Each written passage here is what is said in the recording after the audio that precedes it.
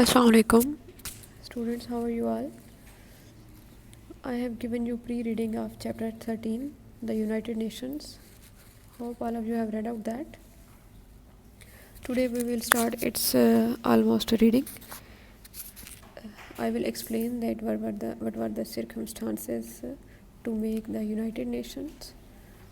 So, have a look on page 100. In World War I, that was from 1940 to 18, more than ये figure यहाँ पे लिखा हुआ है 15 lakh people, mainly soldiers died, twice as many were wounded, and billions dollar worth of damage was caused to towns, cities, industries and agriculture. World War II was a great destructive event of the history. Some countries, as the suggestion of the USA, said that such a war should never happen again, and an international organization called League of Nations was set up to prevent future conflicts. The League set up departments. So, to avoid all of these messes and all of that destruction, USA given suggestion to make an organization who will control all the countries and their issues. So, the department of that League of Nations, to look at social affairs, to stop slavery and drug trading, to put shipping on a world basis, to have a court of international justice in Holland to settle dispute between countries instead of fighting. So the purpose of that very league was to control the dispute and to restrain the fighting. Unfortunately, the world was not ready for such an organization in 1920s, and only 63 nations joined the League of Nations. The USA never joined, nor did Russia for a long time. If the League criticized the country, it just left. So there was a rule: if any country was given some instructions or some kind of advice, they just left the organization. The League had no forces to try to control nations. Of all it could do was to impose sanctions.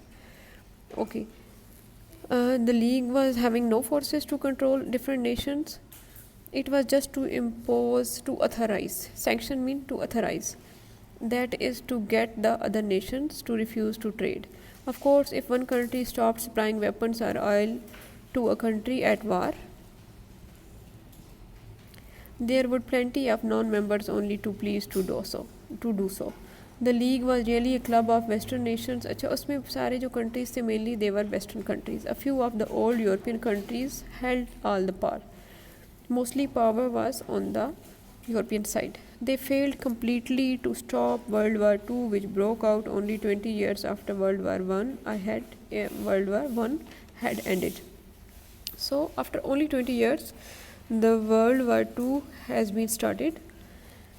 In most ways, the League of Nations was a failure, but some of its departments, such as the Court of International Justice, were very good and were taken over by the United Nations. Perhaps the most important result of the League was that it showed the nations after World War I what would not work for an international organization. It was abolished in 1946 when the United Nations was created. So, the League of Nations was a great failure. It didn't work for the different countries, and it could not manage to stop the World War II. So it was come to an end in 1946. Abolished means to put an end to something. This organization recognized that in order to successful in its mission, it needed the support of the world powerful nations.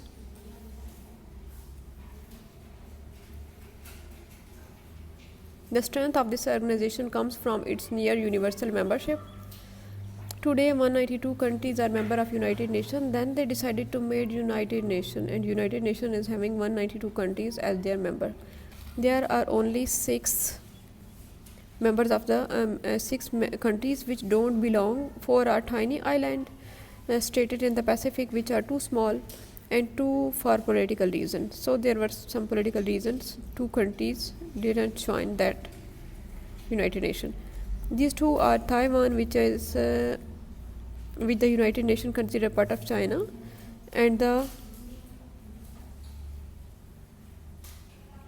Vatican City, which belongs to the Roman Catholic Church, which is above such earthly thing. Obviously, that is related to some religious and spiritual school of thought. Even Switzerland, which for many countries has always remained neutral, like Switzerland was not interrupting in anything, is now a member of United States from September 2002. Hope all of you have understand that what is the role of the United Nations to make peace in the world. And next you have to read out the structure of United Nations. That is on page these four are these not four, these five are headings.